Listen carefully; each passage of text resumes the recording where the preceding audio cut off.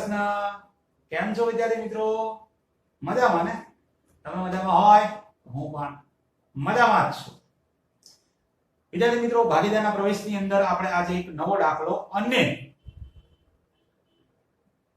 થોડો એવો ટ્વિસ્ટ વાળો દાખલો છે, તો ધ્યાન આપવું પડશે. થોડો એવો ટ્વિસ્ટ છે, પણ ટ્વિસ્ટમાં કશું નહીં, થોડી ઘણી વધારાની વસ્તુ આવે, બીજું શું હોય ટ્વિસ્ટમાં? તો બાકી જેમ આપણે દાખલો ગણીએ એમ જ ગણવાનો છે ને. દાખલા નંબર 14, પેજ નંબર આપેલા છે તમને 211 નંબરના પેજ ઉપર છે, કે જેમાં તમારે ચાલુ ખાતા પણ આપેલા છે. તો ખબર જ છે, મૂડી ખાતું પહેલું, બીજું ચાલુ ખાતું, પછી બધા ક્રમમાં 5 ખાતા બનાવવા પડે ચાલુ ખાતું હોય એટલે. તો એવું કંઈક લખેલું છે આગળ 211 ના નંબર પેજ ઉપર નીચેની સાઈડ એક લાઈન આપેલી છે કે ઋત્વી અને પિંકી 5:3 ના પ્રમાણમાં નફો નુકસાન વહેંચતા ભાગીદારો છે અને પાકો સર્વે નીચે પ્રમાણે આપેલું છે. ઋત્વી પ્રિન્સી પાકો સર્વેને નીચે લખેલું છે 1/4/17 ના રોજ મનનને નવા ભાગીદાર તરીકે નીચેની શરતે પ્રવેશ આપેલો છે. વાંધો નહીં. ઋત્વી પ્રિન્સી અને મનન, ઋત્વી પ્રિન્સી મનન એ રીતે ઉપર અને નીચે. ત્યાર પછી છેલ્લે પ્રવેશ બાદનો પાકો સર્વે તૈયાર કરો, એટલે કે આપણે આ બધી વસ્તુ તૈયાર કરવાની છે. તો શુભ શરૂઆત કરીએ દાખલાની 4 બાકીઓથી. 4 બાકીઓમાં સૌથી પહેલા મૂડી ખાતાની બાકી જે તમને આપેલી છે 212 નંબરના પેજ ઉપર. મૂડી ખાતા ઋત્વી અને પ્રિન્સી. ઋત્વીના 1,20,000. અને હા વિદ્યાર્થી મિત્રો, ફોર્મેટ લખતા નથી, ડાયરેક્ટ દાખલો ગણવાનો છે, બરાબર? જેમ બને એમ ડાયરેક્ટ દાખલો ગણવાનો ટ્રાય કરવા. તો મૂડી ખાતાની બાકી તો આપણે લખી દઈએ કે આ બાકી આગળ લાવ્યા. ઋત્વીના 1,20,000 અને પ્રિન્સીના 90,000, મનનમાં x. ચલો, ત્યાર પછી ચાલુ ખાતાની બાકી એ પણ એની ઉપર આપી છે. ઋત્વી અને પ્રિન્સી બે નહીં, અને જમા બાકી છે મૂડી દેવાય એટલે તો આ જમા બાજુ ચાલુ ખાતામાં પણ બાકી આગળ લાવ્યા. ઋત્વીના 1,50,000 અને પ્રિન્સીના 1,95,000. 1,50,000 અને 1,95,000. સરસ. અહીંયા આગળ મૂડી ખાતાની બાકી, ચાલુ ખાતાની બાકી. નંબર 3 માં રોકડ બેંકની બાકી 60,000 રૂપિયા આપી છે. બેંક બાકી, બેંક બાકી બોલે તો રોકડ કે બેંક જે કોઈ. આ બાકી આગળ લાવ્યા 60,000 રૂપિયા. ઓકે. ત્યાર પછી પાઘડીની બાકી, પણ પાઘડી જૂની તમને આપેલી છે નહીં તો વાંધો નહીં, આપણે લખતા પણ નથી, અને લખેલી હોય તો પછી બસ કરી દેવાનું. પાકા સર્વેમાંથી 4 બાકીઓ પૂરી. ત્યાર પછી હવાલા. હવાલામાંથી પહેલું જ કામ ખબર જ છે, ત્યાગનું પ્રમાણ શોધો. ત્યાગનું પ્રમાણ ક્યારે શોધવાનું? નવું અને જૂનું ભેગું થાય ત્યારે. પણ અહીંયા આગળ ક્યાંય પણ નવું પ્રમાણ આપેલું નથી, તો મતલબ કે તમારું જે જૂનું પ્રમાણ છે 5:3 એ જ તમારો ત્યાગ કહેવાય. સરસ.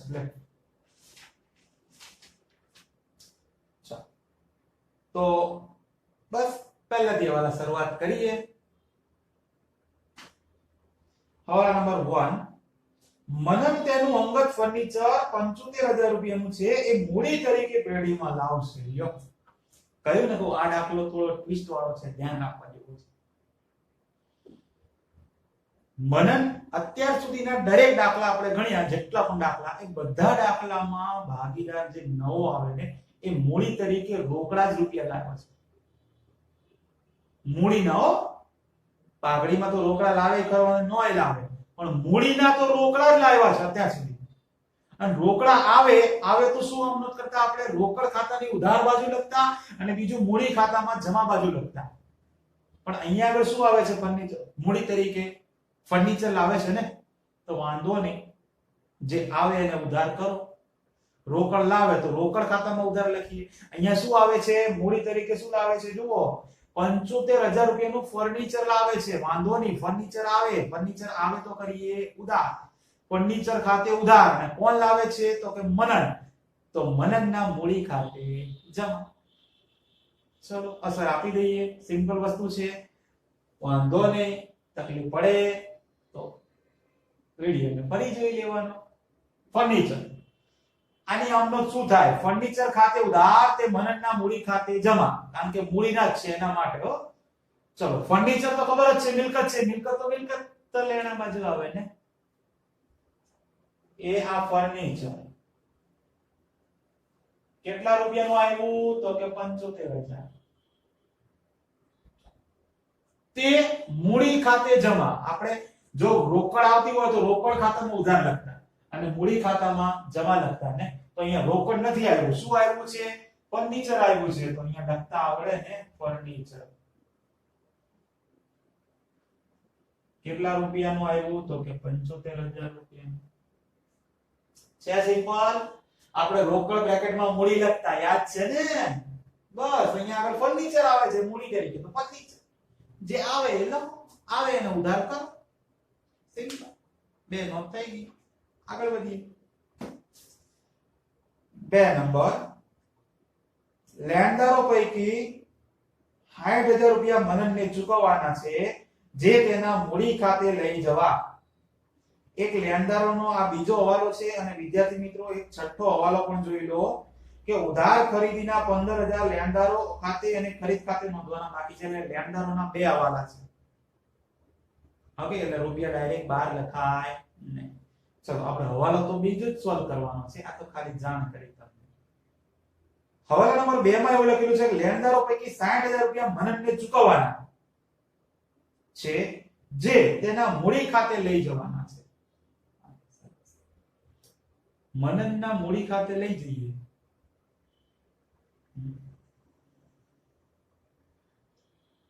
સિમ્પલ વસ્તુ છે. જેમ ફર્નિચર જમા બાજુ લખ્યું, તો લેણદારો પણ મનનને ચૂકવવાના, મતલબ મનનને મળે છે. મનન ફર્નિચર લાવતો તો અહીંયા લખ્યું. એ જ વસ્તુ લેણદારોમાં છે, તો લેણદારો ખાતે લખી નાખવાનું ને. એમાં શું છે? લેણદારો ખાતે. અને કોણ તો કે મનન. કેટલા રૂપિયા તો કે 60,000. મનનના મૂડી ખાતે લઈ જવા, તો મનનના મૂડી ખાતે લાવી દીધા. બીજી વસ્તુ, મનનને 60,000 રૂપિયા ચૂકવીએ લેણદારો પૈકી. લેણદારો છે કેટલાના જોવો છે. એ આ લેણદાર છે કેટલાના? 1,20,000 છે. આમાંથી કેટલા મનનને ચૂકવવાના છે કીધા છે? માઈનસ મનનને ચૂકવ્યા. કેટલા તો કે 60,000. અત્યારે એમને રાખો. ઓકે, વાંધો નહીં, માઈનસ કરી દો. ચલો ને, 1,20 માંથી 60,000 રૂપિયા માઈનસ થાય તો 60,000 વધવાના અંદર, કારણ કે આગળ હવાલો બાકી છે. ખબર પડી? ફરી હવાલો ધ્યાન રાખજો. લેણદારો પૈકી 60,000 મનનને ચૂકવવાના, જે તેના મૂડી ખાતે લઈ જવાના છે. લેણદારોને 60,000. ચલો પહેલા તો લેણદારો છે કેટલા તો કે 1,20,000 ના લેણદારો છે. આમાંથી માઈનસ મનનને ચૂકવવા, એટલે મનનને ચૂકવ્યા એટલે માઈનસ થઈ ગયા. 1,20,000 હતા, 60,000 મનનને ચૂકવી દીધા, તો કેટલા વધ્યા? 60,000 જ વધવાના ને. આ મનનને જે 60,000 રૂપિયા ચૂકવ્યા, એ 60,000 રૂપિયા પાછા ક્યાં લઈ જવાના છે? મૂડી ખાતામાં. તો જેમ મનનના ફર્નિચર હતું એ જ રીતે અહીંયા આગળ લેણદારો. તો લેણદારો કેટલા તો કે 60,000. જે સિમ્પલ. અઘરું કશું છે, બસ પ્રેક્ટિસ કરવી પડશે તમારે. આગળ વધીએ. 3 નંબર, મનનનો ભવિષ્યમાં નફામાં ભાગ આપેલો છે 1/5. ઓકે, વાંધો નહીં, એનો જ્યારે ઉપયોગ કરવાનો થશે ત્યારે કરીશું. 4 નંબર, મનન પાઘડી તરીકે 45,000 રોકડમાં લાવશે. વાંધો નહીં, લો પાઘડીના રૂપિયા રોકડમાં આવે તો બે આમનો દાખલ ખબર છે ને. કઈ? રોકડ ખાતે ઉધાર તે પાઘડીના પ્રીમિયમ ખાતે જમા. પહેલી રોકડ ખાતાની ઉધાર બાજુ શું લખીશું?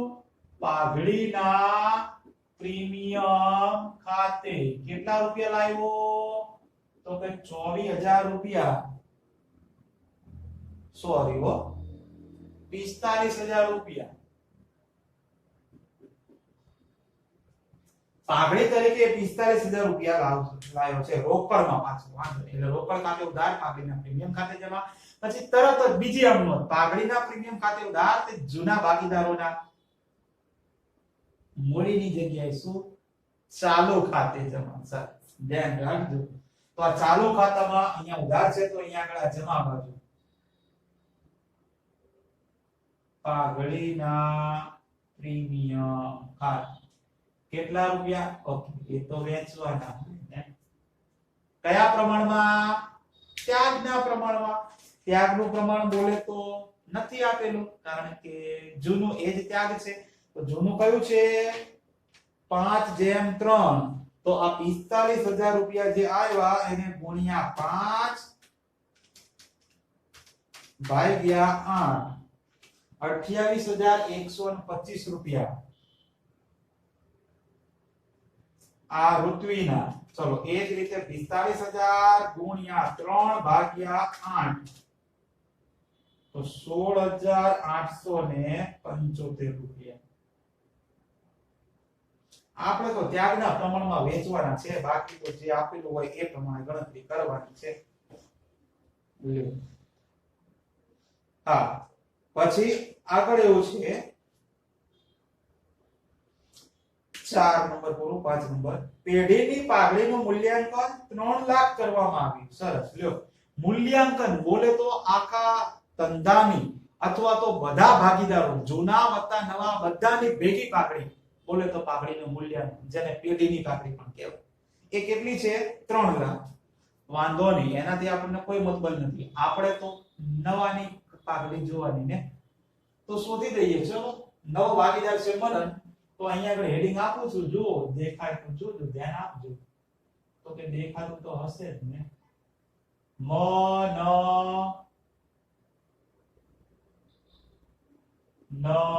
મનનની શું? તો કે પાઘડી. કુલ પાઘડી કેટલી છે ધંધાની? તો કે 3 લાખ રૂપિયા. આમાં ગુણ્યા મનનિયાનો ભાગ કેટલો? સોરી, મનનનો ભાગ કેટલો? 1/5. તો ગુણ્યા 1/5. બોલો, 3 લાખ ગુણ્યા 1/5 1/5 60,000. હવે સમજી લેજો તો કે તમે સમજી જ ગયા છો. મનનને પાઘડી તરીકે કુલ કેટલા રૂપિયા લાવવાના છે? 60,000 રૂપિયા ધંધામાં લાવવાના છે. પણ તમે આગળ જ હવાલો સોલ્વ કર્યો ને, તો ઉપરનો જવાબ જો મનન પાઘડી તરીકે કેટલા? 45,000 રૂપિયા તો રોકડા લાવી દીધા છે. મનનની પાઘડી ટોટલ છે 60,000 રૂપિયા. આપણે નક્કી કરી. આપણે એટલે કે તમને જે પેઢીનું મૂલ્યાંકન આપ્યું તો પાઘડીનું, એમાંથી મનનનો ભાગ શોધ્યો તો મનને કેટલા લાવવાના છે? 60,000 રૂપિયા. પણ આમાંથી એને કેટલા રૂપિયા રોકડમાં લાવ્યો છે? 45,000 રૂપિયા તો એ રોકડા લાવી દીધા છે. તો હજી કેટલા રૂપિયા રોકડમાં લાવ્યો નથી? તો કે 15,000 રૂપિયા જે છે, આ 15,000 રોકડા લાવ્યો નથી.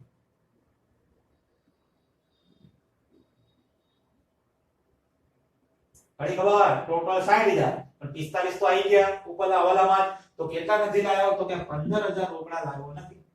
અને ભાગીદાર રોકડમાં ન લાવે તો પછી 5 નંબરની છેલ્લી આમનોંધ હતી એ તો આપણે લખવી જ પડતી હતી ને, તો અહીંયા પણ લખી દઈએ. બોલો, રોકડ આવે તો ઉધાર કરીએ, પણ રોકડ લાવતો ન હોય તો જે આવે છે એને ઉધાર કરો ને. કોણ આવે છે? તો કે મનન આવે છે, તો કરો ઉધાર. આ મનનના ચાલુ ખાતે, ધ્યાન રાખજો, ચાલુ ખાતે ઉધાર કેટલા રૂપિયા નથી લાવતો? 15,000.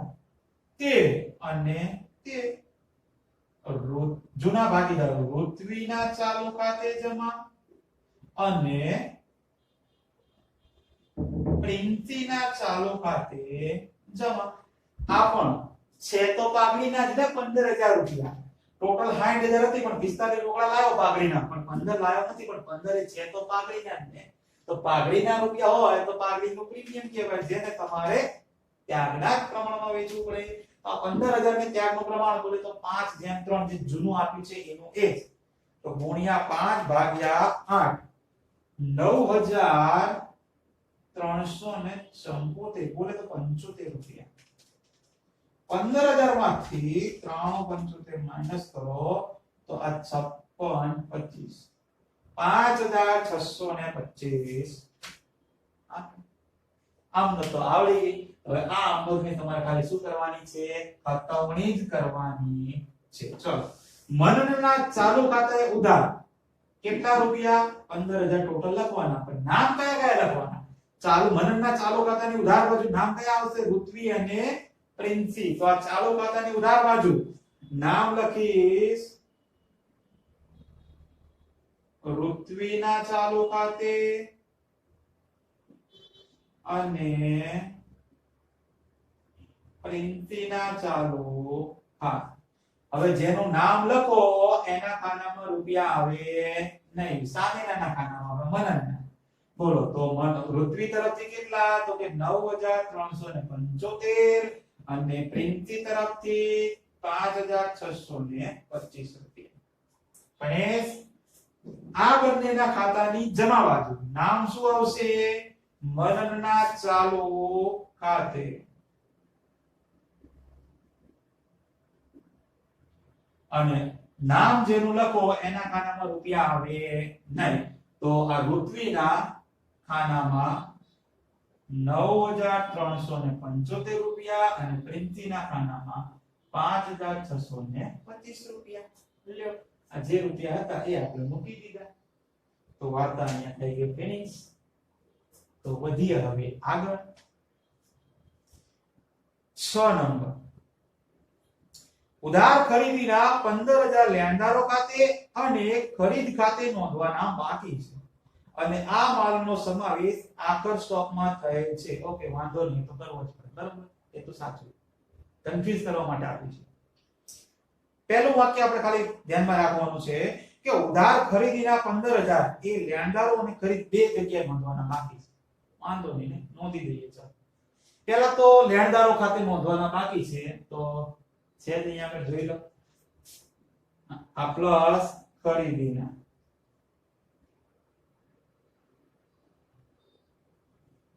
કેટલા નોંધવાના બાકી છે તો કે 15000 15000 જ છે ને ઓકે તો 15000 નોંધો તો 60 + 15 બોલે તો આ બીજો ઓલો સ્વાધ્યાય કે ને હવે તો 12 લખવું જ પડે ને પછી 15000 લેણદારો ખાતે નોંધવાના બાકી હતા તો લેણદારો ખાતે નોંધી દીધા જેને નહીં નોંધેલ ખરીદી કહેવાય અને બીજી વસ્તુ નહીં નોંધેલ ખરીદી હોય તો ખરીદીમાં તો પ્લસ કરવી જ પડે ને હવે ખરીદી કયા ખાતામાં લખીએ આપણે વેપાર ખાતામાં કઈ બાજુ ઉધાર બાજુ ખબર જ છે પણ આપણી પાસે વેપાર ખાતું તો છે નહીં તો કયું ખાતું છે પુનઃ મૂલ્યાંકન તો વાંધો નહીં પુનઃ મૂલ્યાંકનમાં લખો ને પણ બાજુ તો એની એ હવે ખરીદી તમારી પાસે જૂની આમાં આ દાખલામાં ચેપ્ટરમાં જનરલી આવતી નથી હોતી તો આપણે ડાયરેક્ટ જ આ ખરીદ ખાતે અથવા તો તમે લેણદારોમાં વધારો થયો છે દેવું વધ્યું છે તો તમે ઉધાર બાજુ લેણદારો તરીકે પણ લખી શકો છો કેટલા રૂપિયા તો કે 15000 રૂપિયા જે તમારે વધારો કરવાનો હોય એ ખબર પડી તમારે 15000 રૂપિયા ખરીદ ખાતે અને લેણદારો ખાતે બે નોંધવાના બાકી હતા તો સૌથી પહેલા લેણદારો ખાતે નોંધી દીધી તો લેણદારોમાં પ્લસ થઈ ગયા અને જો ખરીદી હતી નહીં તો પછી ખરીદ જ્યાં આવે ત્યાં આપણે મૂકી દીધી ખરીદી ઉધાર બાજુ લખીએ તો ઉધાર બાજુ તો બે લેણદારો પણ લખી શકો છો કારણ કે દેવામાં વધારો થયો છે આગળ વધીએ 7 નંબર 45000 ના સ્ટોકની બજાર કિંમત 36000 રૂપિયા છે 45000 એના સ્ટોકની બજાર કિંમત કેટલી 36000 વાંધો નહીં પહેલા જૂની લખી દઈએ સ્ટોક કેટલો આપ્યો છે તો કે 60000 રૂપિયાનો સ્ટોક આપેલો છે તો આ સ્ટોક કેટલો છે 60000 રૂપિયા હવે એક સિમ્પલ વસ્તુ છે 45000 ના સ્ટોકની બજાર કિંમત કેટલી છે 36000 વધારે છે ઓછી છે ને કેટલી ઘટી છે 45,000 ના સ્ટોક ની કિંમત 36,000 છે તો આ 45,000 માઈનસ 36,000 એટલે કે 9,000 રૂપિયાનો ઘટાડો થયો છે ને તો ઘટાડો તમને માઈનસ કરતા ન આવડે સિમ્પલ છે 45,000 ના સ્ટોક ની બજાર કિંમત કેટલી છે 36,000 તો મતલબ કે ઘટાડો થયેલો છે કેટલો ઘટાડો તો 45 માંથી 36 માઈનસ કરી દો ને તો 9,000 રૂપિયાનો શું થયેલો છે ઘટાડો થયેલો છે તો આમાંથી આ ઘટાડો માઈનસ કરી દો ને 9,000 રૂપિયાનો કેટલા માઈનસ થશે તો કે 51,000 આવશે 9,000 માઈનસ કરો અને તમે આ જ વસ્તુ બીજી રીતે પણ સોલ્વ કરી શકો છો જો બીજી રીતે એટલે કે જો કે આ જ ચાલી રીત છે પણ વાંધો નહીં સ્ટોક ની વાત છે ને તો એ અહીંયા આગળ લખું છું આ સ્ટોક જો ટોટલ 60,000 છે આમાંથી બે ભાગ પડે પહેલો ભાગમાં તમને હવાલામાં જે કીધું છે 45,000 ના સ્ટોક ની બજાર કિંમત 36,000 છે આના બે ભાગ પડે છે એક આ 45,000 નો સ્ટોક આ સ્ટોક ની બજાર કિંમત કેટલી છે 36,000 તો આમાંથી 36,000 માઈનસ કરી દો ઓકે એમ 36,000 ડાયરેક્ટ માઈનસ ન થાય આની કિંમત તમને આપેલી છે ને 36,000 આની કિંમત કેટલી છે 36,000 60,000 નો એક સ્ટોક આ 45,000 એની કિંમત 36,000 તો 60 માંથી 45 માઈનસ કરો તો બાકીનો સ્ટોક કેટલો હોય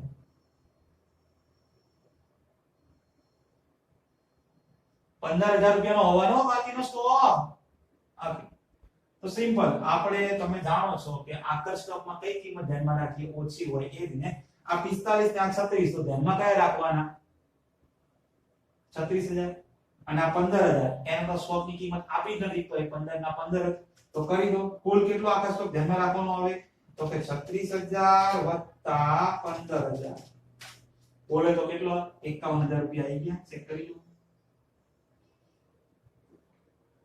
જે આપણે રાખેલા છે જો છે 60,000 બારની સાઈડ 51,000 તો આવી રીતે પણ કરી શકો છો પણ આવું છે ને પછી બહુ ઓછું કરવાનું જ્યારે સ્માર્ટ વર્ક થતું હોય તો પછી સ્માર્ટ જ કરો ને હાર્ડ વર્ક શું લેવા કરવાનું હા 45,000 ના સ્ટોક ની કિંમત 36,000 છે તો કેટલી ઓછી છે એટલું ખાલી ગણતા ન આવડે 45 માંથી 36 માઈનસ કરી દો તો કેટલા ઓછા છે 9,000 9 માઈનસ કરી દો જવાબ આવી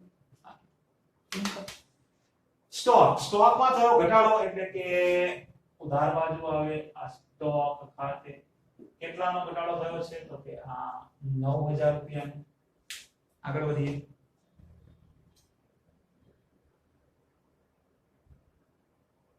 8 નંબર કારીગર વળતર અનામત પેટે જવાબદારી 28,000 રૂપિયાની છે ઓકે વાંધો નહીં કારીગર વળતર એટલે એક પ્રકારનો દાવો છે જવાબદારી એટલે દેવું છે દાવો એટલે દેવું તો વાંધો નહીં દેવું લખતા તો આવડે છે ને દેવું એટલે મૂડી દેવા કારીગર વળતર અનામતની જવાબદારી કેટલા રૂપિયાની છે 28,000 રૂપિયાની જવાબદારી છે 28,000 ચૂકવવાના છે કારીગર એના માટે તો ગલ્લો બનાવીએ છીએ ને તો ચેક કરો ગલ્લો છે કે નહીં તો કે હા ગલ્લો તો આપેલો છે ને ક્યાંય ગલ્લામાં તો બહુ રૂપિયા પડ્યા છે જો બે છો કામદાર નફાભાગ ભંડોળે છે અને કામદાર વળતર અનામતે છે પણ નફાભાગ ભંડોળ એ દેવું છે એટલા માટે અત્યારે અહીંયા આવે ગુજરાતીમાં લખેલું છે ને કામદાર વળતર અનામત હવાલો જો છે કારીગર વળતર અનામત નથી કીધું તો તમને વળતર અનામતનો ગલ્લો ચેક કરવામાં ખબર પડે ને તો કામદાર વળતર અનામત એ ગલ્લો જોવાનો 60,000 રૂપિયા વાળો ગલ્લામાં 60,000 રૂપિયા પડ્યા છે આપણે કેટલા આપવાના છે 28,000 ચૂકવવાના છે જવાબદારી દેવું છે વાંધો નહીં તો ચૂકવી દઈએ તો વાંધો કઈ 60,000 રૂપિયામાંથી તમે 28,000 કારીગરોનો દેવું ચૂકવી દો તો હજી ગલ્લામાં 32,000 રૂપિયા પડ્યા હશે તો રૂપિયા પડ્યા છે તો ભાગીદારો વચ્ચે વેચી દો ને એ પણ જલસા કરે ભાગીદાર તો વેચી દઈએ ચાલો ને પણ વેચવાના જમા બાજુ કારીગર વળતર અનામત વેચવાના કોને જૂના ભાગીદારો જૂનું પ્રમાણ તો 32,000 ગુણ્યા જૂનું પ્રમાણ કેટલું આપેલું છે 5:3 તો ગુણ્યા 5/8 બોલે તો 20,000 રૂપિયા અને 32 માંથી 20 માઈનસ કરો એટલે 12000 ફિનિશ આગળ વધીએ 9 નંબર રોકાણો પર મળવાનું બાકી વ્યાજ છે 24000 રૂપિયા છે નોંધવાનું બાકી છે વાંધો નહીં નોંધી દઈએ ને આપણે મળવાનું બાકી મતલબ કે લેવાનું બાકી છે લેવાનું બાકી એક પ્રકારનું લેણું કહેવાય લેણું આવે મિલકત નાણાં બાકી તો આ મળવા બાકી રોકાણોનું વ્યાજ કેટલું મળવાનું બાકી છે 24000 રૂપિયા રોકાણોનું વ્યાજ તમારી આવક છે એક પ્રકારનો લાભ છે ફાયદો થાય છે તો એ જમા બાજુ આવે તો આ રોકાણોનું વ્યાજ કેટલા રૂપિયા તો કે 24000 રૂપિયા તો અહીંયા આગળ આપણા બધા હવાલા પૂરા થયા વિદ્યાર્થી મિત્રો દાખલો બહુ સારો હતો છે જો હતો ને બીજો પૂરો નહીં થાય તો ધ્યાન રાખજો એમાં બે ચાર બાબતો તો જે ફર્નિચર ને લેન્ડરો વાળી આવી એ તો ખાસ એટલે રિપીટ કરતા રહેજો દાખલા આઈ જાવ ત્યારે જે બાકી હોય એન્ટ્રી હોય એ બોલો ને હવે મિલકત નાણા બાજુ બેંક તો આપણે પહેલા લખી દીધી હોય હા દેવાના દારો બાકી છે ને 90000 તો લખી દેવાના એમ નામ એમાં શું છે એ આ દેવાદાર કેટલા તો કે 90000 રૂપિયા દેવાદાર પછી સ્ટોક આવી ગયો મકાન બાકી છે અને રોકાણો પણ બાકી છે લ્યો મકાન 4,50,000 અને રોકાણો 1,05,000 ઓકે ડન મિલકત નાણા ફિનિશ તો આવી જાવ મળી દેવા બધું કારીગર ના પાવા ભંડોળ એ તો ખબર છે ને વિદ્યાર્થી મિત્રો કે ભાગીદાર વચ્ચે નો વેચાય કારણ કે બેનું દેવું કે કેટલી એન્ટ્રી હતી 4 એન્ટ્રી જે ભાગીદાર વચ્ચે વેચવામાં આવતી નથી કારીગર નફા ભાગ ભંડોળ કામદાર બચત ખાતા પ્રોવિડન્ટ ફંડ ગાલખાત અનામત 4 વાક્ય ભાગીદાર વચ્ચે ક્યારે વેચવાની કારણ કે દેવું છે દેવું તો આપણે મળી જવાનું લખી દઈએ ને કામદાર નફા ભાગ ભંડોળ 30000 રૂપિયા કામદાર કે કારીગર કે બંને વસ્તુ એક જ કહેવાય એ પછી ધ્યાન રાખજો કામદાર નફા ભાગ ભંડોળ કેટલા રૂપિયાનું આપ્યું છે 30000 રૂપિયા તો મૂકી દઈએ ને 30000 લેણદારો 1,20,000 લેણદારો તો બહુ કહાની બે પૂરી થઈ ગઈ કારીગર વળતર અનામતે તો વેચી દીધું મોડી અને ચાલુ ખાતાની બાકી હોય તો પહેલા જ લખી દીધી આપણે બધી વસ્તુ આપણે સોલ્વ કરી ટોટલ હજી બાકી છે કેલ્સીનો સદુપયોગ કરી ટોટલ કરવા લાગીએ તો ટોટલ કેટલું થશે હા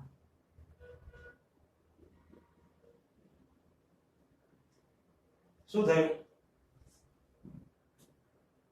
ઓકે સરસ ખાતા એ જ સરભર એટલે ખાતું સરભર થયું એમ ટોટલ ક્યાં બાકી તફાવત આવતો નથી વાંધો નહીં ને નો આવે તો એમાં શું થઈ ગયું ચલો મૂડી ખાતામાં સૌથી પહેલા મૂડીનું ટોટલ કરો મૂડીનું એટલે મનનનું ટોટલ એમ આવે 75000 વત્તા 60000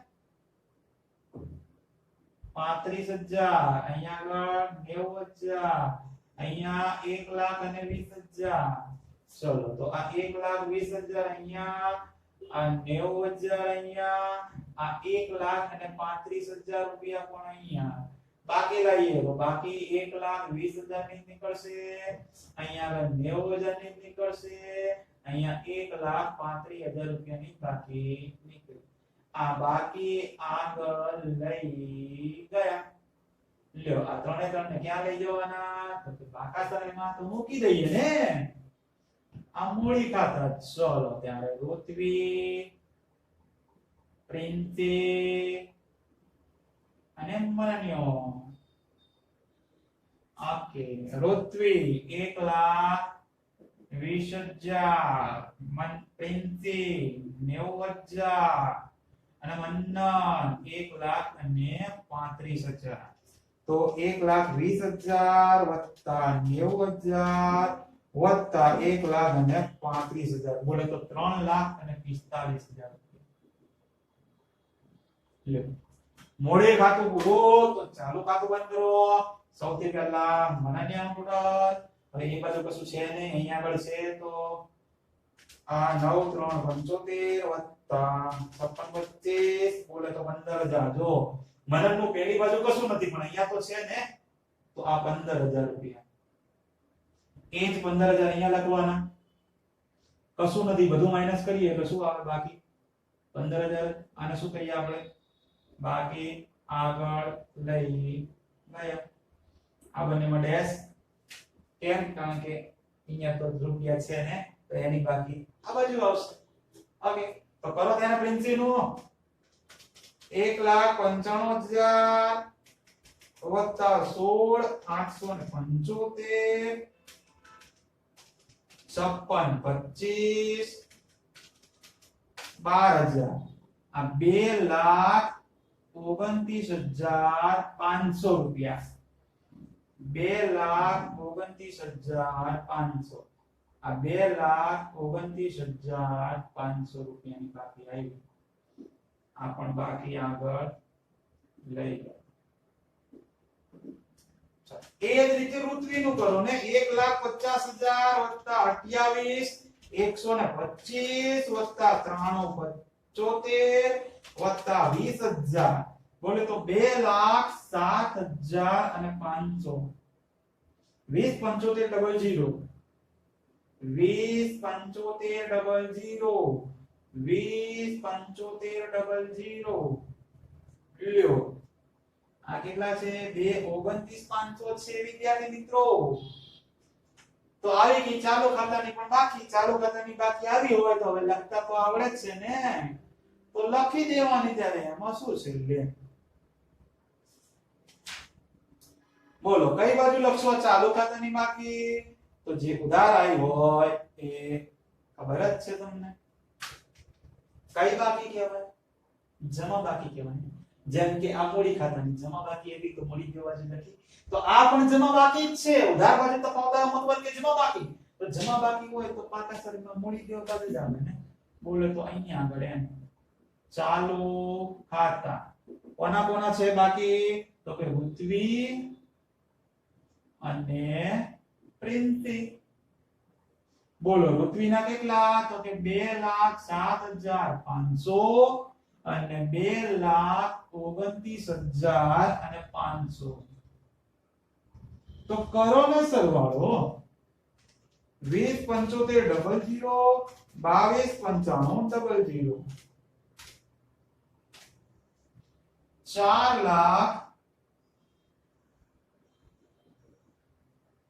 4,37,000 રૂપિયા 4,37,000 ઓકે હવે આ બાકી આને કઈ બાકી જમા બાજુ તો ફક્ત મતલબ કે ઉધાર બાકી પાકા સરળમાં આવે મિલકત લેણા બાજુ અહીંયા આગળ લખવાનું ચાલુ ખાતું અને કોનું છે તો એનું નામ પણ લખી દેવાનું તો કે મનન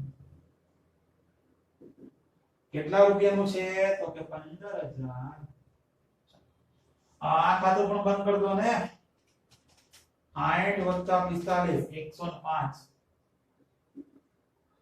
8,000 છે ને 45,000 છે ને તો કે હા 1,05,000 લ્યો બાકી પણ કેટલી 1,05,000 બાકી આગળ લઈ ગયા એ બાકી નીચે ઉતારી દો લખી દો રોકડ ઓબ્લિક બેંક 1,05,000 ફિનિશ તો કરી દો ને ટોટલ 3,75,000 સોરી 3,45,000 વત્તા 4,37,000 વત્તા 30,000 વત્તા 75,000 વત્તા 28,000 તો તમારો આન્સર જે છે એ ફાઇનલ આવી જશે 9,15,000 તો તો આ બાજુ પણ કેટલું આવશે 9,15,000 રૂપિયા. પણ ચેક કરી લેવાનું, ભૂલવાનું નહીં. તકલીફ હોય તો ખબર પડી જાય ને. તો કે આ 75,000, 51,000, 24,000, 90,000, પછી 4,50,000. હો, ધ્યાન રાખજો. 1,05,000, 15,000, વળી પાછા 1,05,000, 9,15,000 રૂપિયા. લ્યો કામ બીજા. કહ્યું તું ને દાખલો બહુ સારો છે, ધ્યાન આપજો. આવું નવું એક ઉદાહરણ હશે, ઉદાહરણ નંબર 25. સેમ ટુ સેમ આ જ મેથડથી ગણી દેવાનું આપણે, હે. બાકી તમે નવનીતમાં કે ક્યાં બીજા કોઈ અધર રેફરન્સ બુકમાં જોવા જશો તો આવી રીતે દાખલો ગણેલો નહીં જોવા મળે. હા, ગેરંટી આપું છું, નહીં જોવા મળે. અરે ખુદ બુકમાં પણ આ જ રીતે જોવા નહીં મળે. એમાંય પણ ક્યાંક તો કઈક ખાતું નહીં બનાવેલું હોય, અથવા ખાતું બનાવેલું હશે તો એમાં ક્યાંક કોઈ ભાગીદારનું નામનું ખાતું નહીં હોય. કેવા ખબર પડે હું શું કહેવા માંગુ છું? અથવા તો ક્યાંક રોકડ બેંકનું ખાતું નહીં હોય. કંઈક ને કંઈક તો પ્રોબ્લેમ જોવા મળશે ને મળશે. તો એના માટે કહું છું, મેં જે રીતે દાખલો બનાવ્યો એ રીતે પ્રેક્ટિસ કરી દેજો તો બહુ સારું રહેશે. આ તો દાખલો ખબર જ છે કેટલી વખત લખવાનો એ. લખવા માટે ડિસ્ક્રિપ્શનમાં પીડીએફ આપેલી છે, તો ડાઉનલોડ કરી તમે હોમવર્ક સરળતાથી કરી શકો છો. અને 5-5 વખત લખો તો સારું છે. બાકી મિનિમમ તો છે જ 2 વખત. એક્સ્ટ્રા માટે ઉદાહરણ 25 ને તમને કહી દીધું. ઓકે, બાકી તો આપણે મળીએ નેક્સ્ટ લેક્ચર. ત્યાં સુધી Tata, bye bye, C you, અને પ્લીઝ ટેક કેર.